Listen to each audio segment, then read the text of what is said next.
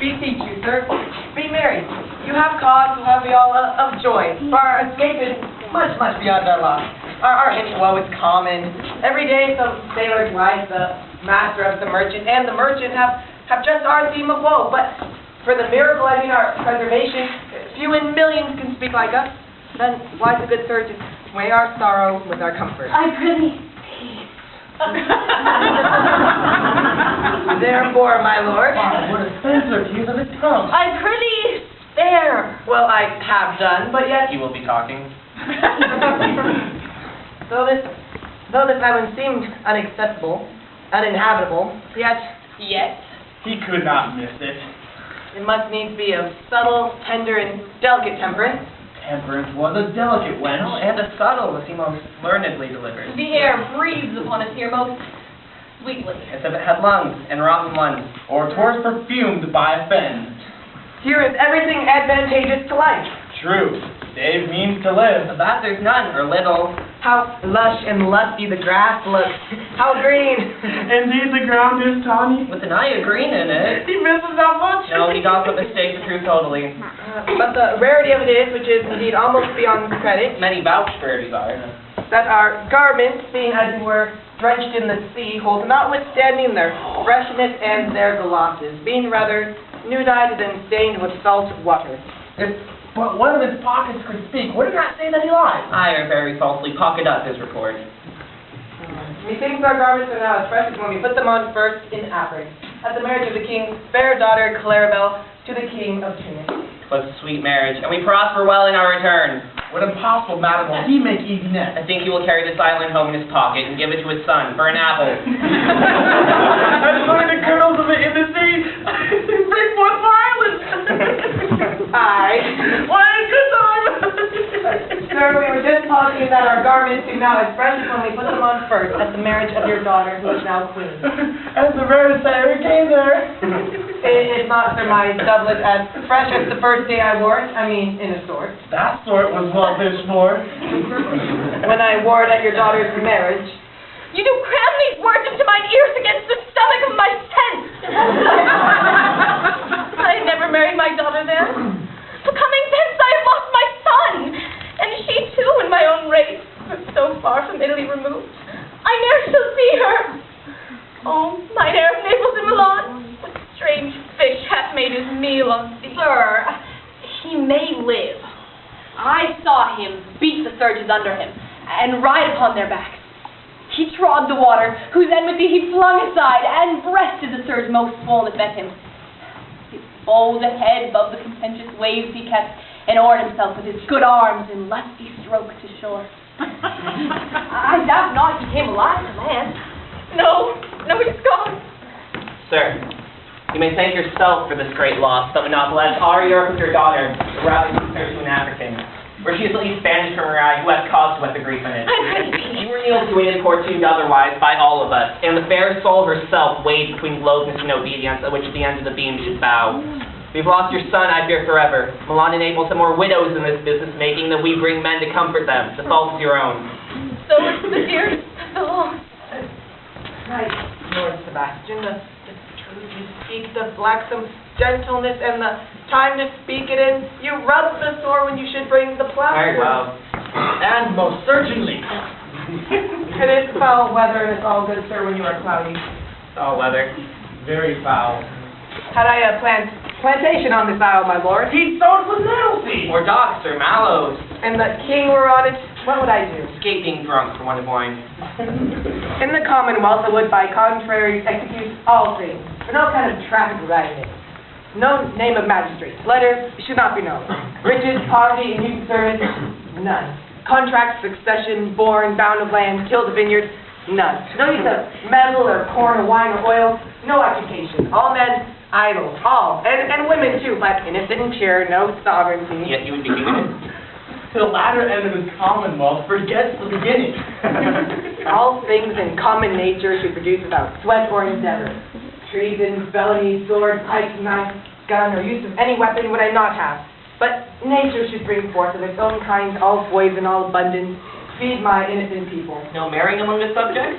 None, man, all idle, whores and knaves. I would with such perfection govern, sir, to excel the golden age. God save His Majesty. Long live Gonzalo! And do you mock me, sir? Prithee no more. Thou dost talk nothing to me. I do well believe, Your Highness, but did so to administer occasion to these gentlemen who are such sensible and nimble lungs, they always used to laugh at nothing.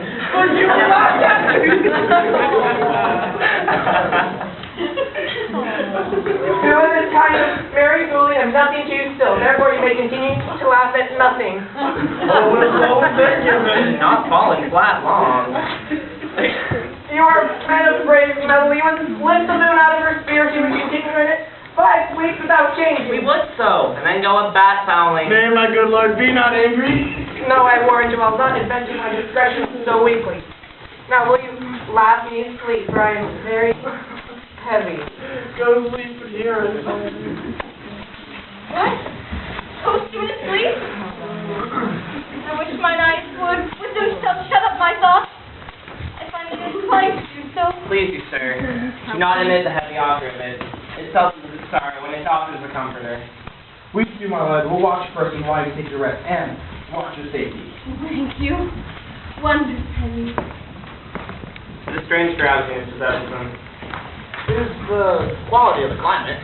Why doth it not then our eyelids sink? I find not myself disposed to sleep. All right, my spirits are nimble. They fell together all as if by consent. They dropped as if by pleasure. What might, Sebastian? Oh, what might? And no more. And yet methinks I see it in thy face. But what might it be?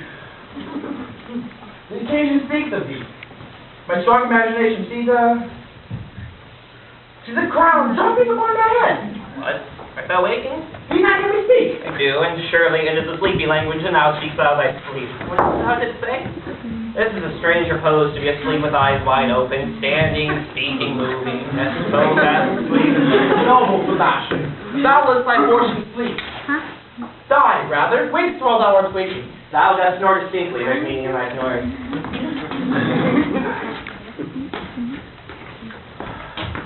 Why? Wink while thou art waking. I am standing water. I'll teach you how to flow. Do so, to hereditary sloth instructs me. Oh, if you but knew how you the purpose cherish. In stripping it, you were more invested. Ebbing men most often do so. Near the bottom run by their own fear or sloth. Prithee, say on, study of thine eye and cheek, course I have matter from thee, and this birth indeed which throws thee much to yield. Thus, sir, it is impossible that the king's son undrowned, and he that sleeps here swims. I have no hope he is undrowned. Oh, out of that, no hope. What great hope have you? No hope that way than the way so high that even ambition cannot pierce the wings beyond. But now discovery there. Will you grant me that Ferdinand is drowned? Gone. Then show me. Who is the next heir of Naples? Clarabelle. She, that is Queen of Tunis. She that goes 10 leagues beyond man's life. She that from Naples can have no. Unless the sun repose. Man on the moon's too slow. Till newborn chins be rough and razorable. She that from whom? What stuff is this? How say you? 'Tis true my brother's daughter's Queen of Tunis and heir of Naples. Twixt the regions, there's in space. A face whose every cubit seems to cry out. How shall I declare the measure back to Naples? Oh, that you bore the mind that I do. Were to sleep or look for your advancement. Do you understand me? Thinks I do. How does your content tender your own good fortune? Well, I remember you did supplant your brother Prospero. 'Tis true. And look how well my garments sit upon me, much speedier than before. My brother's servants, who were then my fellows, are now my men. But for your conscience? Aye, sir. Where was that? If were tied, would put me to my slippers. But I feel the safety not in my bosom. 20 consciences stand twixt me, Milan. Can be they know, ere they molest. Here lies your brother, no better than the earth he lies upon. If he were that which now he lies back dead, who am I, this obedient steel? 3 inches of it can lay to bed forever, while you, doing thus, the perpetual link, while I might put this ancient morsels that clear prudence, who should not break our course? For all the rest, they'll take suggestion as a cat laps milk.